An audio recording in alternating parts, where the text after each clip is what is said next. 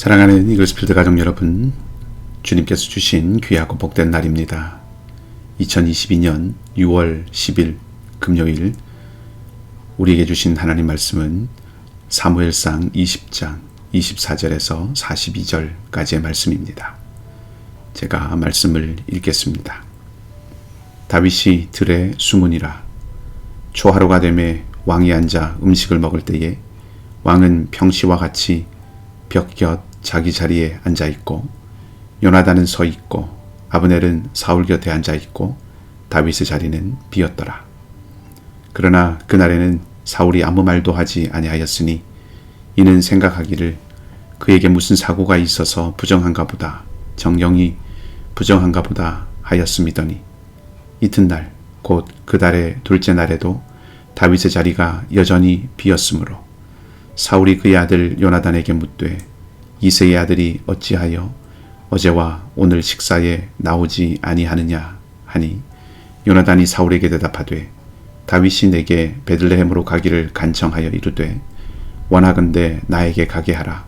우리 가족이 그 성읍에서 제사할 일이 있으므로 나의 형이 내게 오기를 명령하였으니 내가 네게 사랑을 받거든 내가 가서 내 형들을 보게 하라 하였으므로 그가 왕의 식사 자리에 오지 아니하였나이다 하니 사울이 요나단에게 화를 내며 그에게 이르되 패역무도한 계집의 소생아, 네가 이새의 아들을 택한 것이 네 수치와 네 어미의 벌거벗은 수치됨을 내가 어찌 알지 못하랴. 이새의 아들이 땅에 사는 동안은 너와 네 나라가 든든히 서지 못하리라. 그런즉 이제 사람을 보내어 그를 내게로 끌어오라. 그는 죽어야 할 자이니라 한지나. 요나단이 그의 아버지 사울에게 대답하여 이르되 그가 죽을 일이 무엇이니까? 무엇을 행하였나이까? 사울이 요나단에게 단창을 던져 죽이려 한지라. 요나단이 그의 아버지가 다윗을 죽이기로 결심한 줄 알고 심히 노하여 식탁에서 떠나고 그 달의 둘째 날에는 먹지 아니하였으니 이는 그의 아버지가 다윗을 욕되게 하였으므로 다윗을 위하여 슬퍼함이었더라. 아침에 요나단이 작은 아이를 데리고 다윗과 정한 시간에 들로 나가서 아이에게 이르되 달려가서 내가 쏘는 화살을 찾으라 하고 아이가 달려갈 때에 요나단이 화살을 그의 위로 지나치게 쏘니라. 아이가 요나단이 쏜 화살 있는 곳에 이를 쓰음에 요나단이 아이 뒤에서 외쳐 이르되 화살이 내 앞쪽에 있지 아니하냐 하고 요나단이 아이 뒤에서 또 외치되 지체 말고 빨리 다름질하라 하매 요나단의 아이가 화살을 주워 가지고 주인에게로 돌아왔으나 그 아이는 아무것도 알지 못하고 요나단과 다윗만 그 일을 알았더라. 요나단이 그의 무기를 아이에게 주며 이르되 이것을 가지고 성읍으로 가라 하니 아이가 가매 다윗이 곧 바위 남쪽에서 일어나서 땅에 엎드려 3번 절한 후에 서로 입맞추고 같이 울되 다윗이 더욱 심하더니 요나단이 다윗에게 이르되 평안히 가라. 우리 두 사람이 여호와의 이름으로 맹세하여 이르기를 여호와께서 영원히 나와 너 사이에 계시고 내 자손과 네 자손 사이에 계시리라 하였느니라 하니 다윗은 일어나 떠나고 요나단은 성읍으로 들어가니라. 아멘.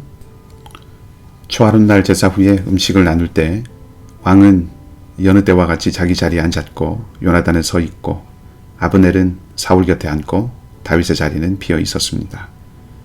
다윗은 24절이 말하고 있는 것처럼 들에 숨어 있었습니다.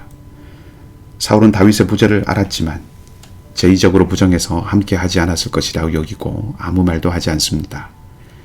이미 여러 차례 다윗을 죽이려고 했던 사울이 자기와 함께하는 식사 자리에 다윗이 참석할 것이라고 생각한다는 것이 이상하게 여겨지지만 사울의 정신 상태가 온전하지 않았다는 것을 나타내주는 표지라고 생각해 볼 수도 있습니다.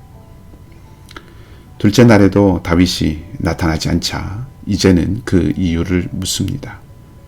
사울은 다윗을 이새의 아들이라고 부르는데 그렇게 부르는 것은 주석가들에 따르면 문맥에 따라서는 경멸하는 표현이 되기도 한다고 하니 사울이 다윗에 대하여 이미 정서적으로 거리감이 있다는 것을 보여주고 다윗을 극도로 미워하고 또 경멸하고 있다는 것도 생각해 보게 합니다. 요나단은 다윗과 이야기했던 내용을 바탕으로 해서 사울에게 설명합니다. 요나단의 설명은 사실 다윗과 이야기한 것과는 조금 다릅니다. 요나단이 더 그럴듯한 이유를 만들어서 덧붙인 것이죠. 그런데 이것이 오히려 역효과를 불러옵니다. 사울은 다윗이 형제들의 강권에 못 이겨 베들레헴으로 간 것을 유다 지파와의 연대로 여기고 정치적으로 해석합니다. 그리고 요나단에게 무척 거친 말로 화를 내지요. 아무리 분이 터져 나온다 해도 아들을 향해서 이런 언사를 하는 것은 일반적인 것은 아닐 것입니다. 그런데 사울의 말을 가만히 보면 사울의 마음에 어떤 생각이 들어 있었는지를 엿볼 수 있습니다. 31절에서 사울은 요나단이 다윗에게 호의를 베푸는 것이 요나단의 나라에 위협이 되는 일이라고 말합니다. 하나님은 분명히 사무엘을 통해서 사울의 왕위가 이어지지 않을 것이라고 하셨는데 사울은 아들을 통해서 자신의 왕조를 지속하고 싶은 마음을 가지고 있었던 것입니다.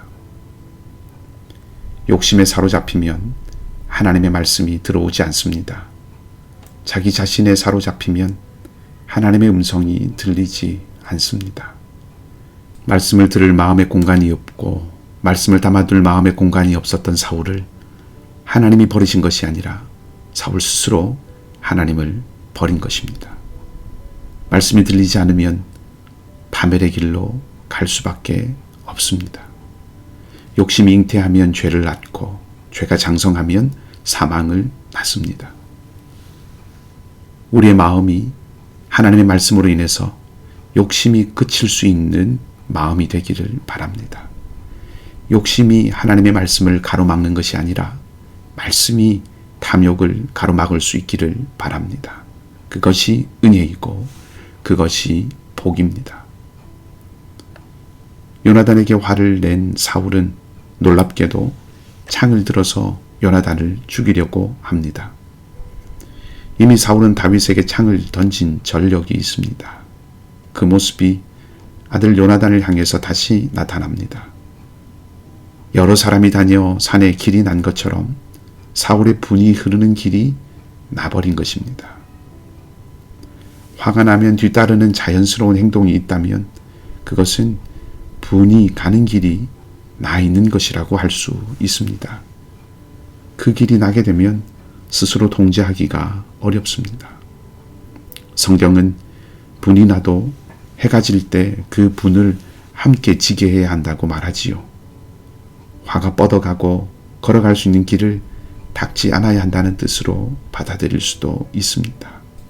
화가 나지 않을 수 없지만 그 분을 잘못 다루면 분은 결국 나를 삼키게 됩니다. 요나단은 사울의 아들입니다. 아들은 아버지와 생명으로 연결되어 있습니다.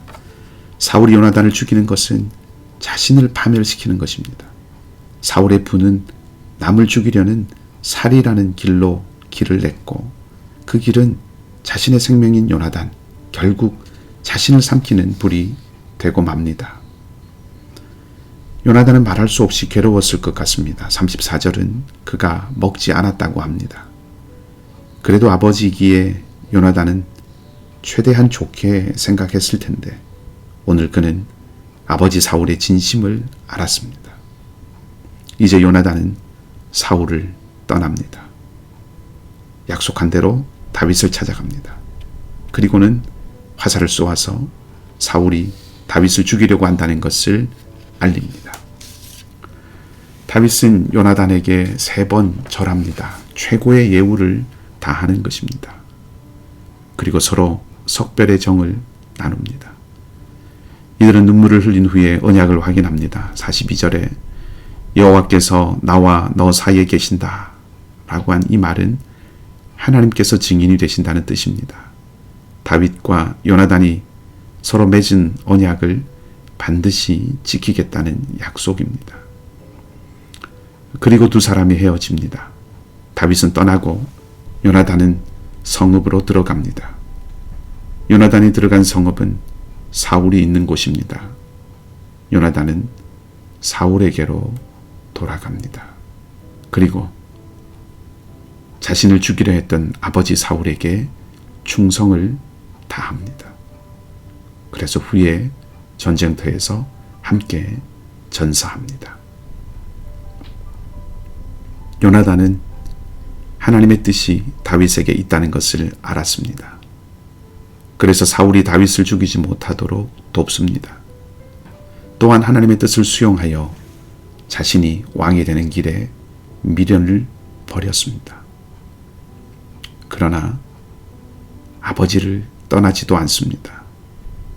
어떤 주석가는 요나단이 아마도 아버지 사울이 더 큰 죄를 짓지 않도록 도왔을 것이라고 쓰고 있기도 합니다.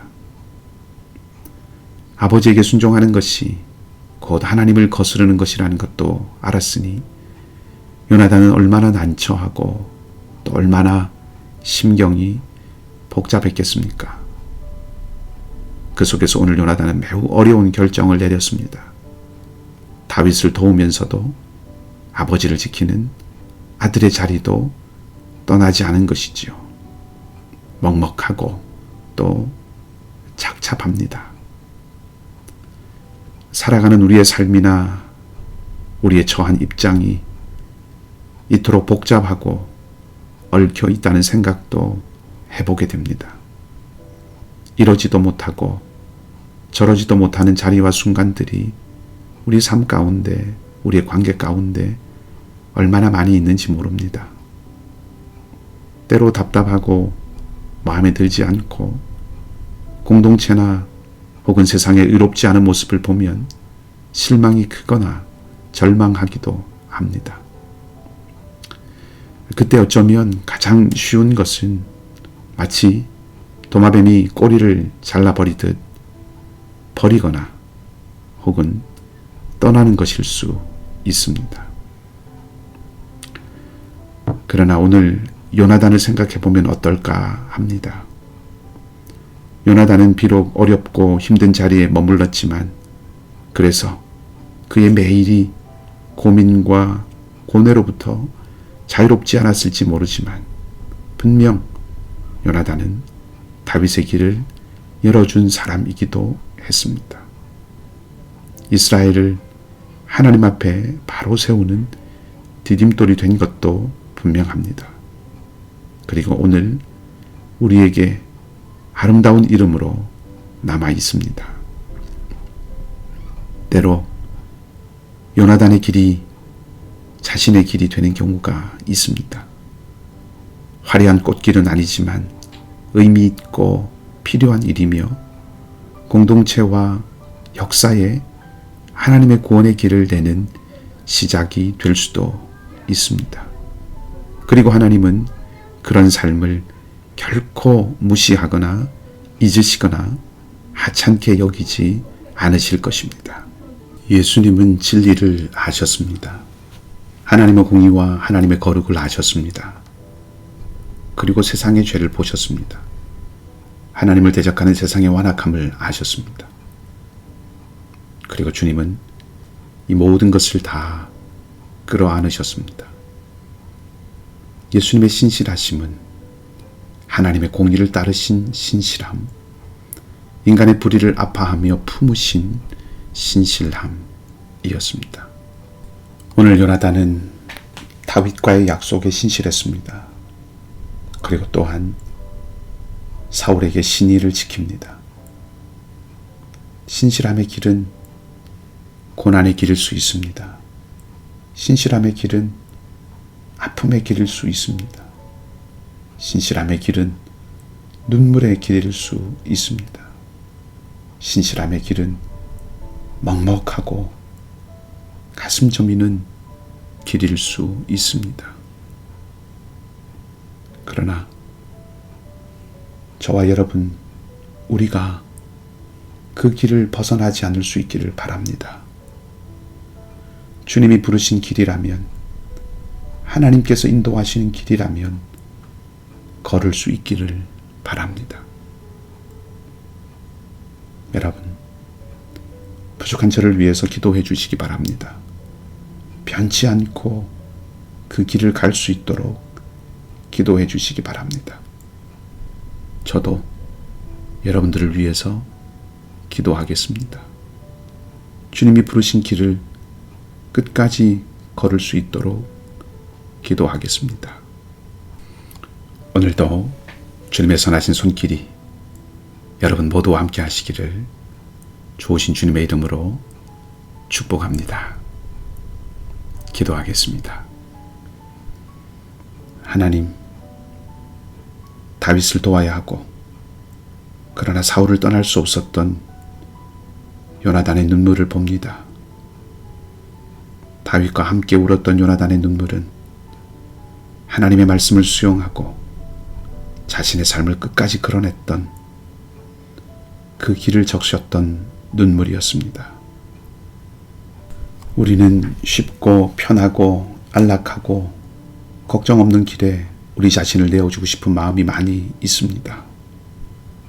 주님, 우리가 쉽기 때문에 걷는 것이 아니라 평탄하기 때문에 선택하는 것이 아니라 얻는 것이 많이 있기 때문에 떠나지 않는 것이 아니라 걸어야 하는 길이기에 걸을 수 있기를 바랍니다.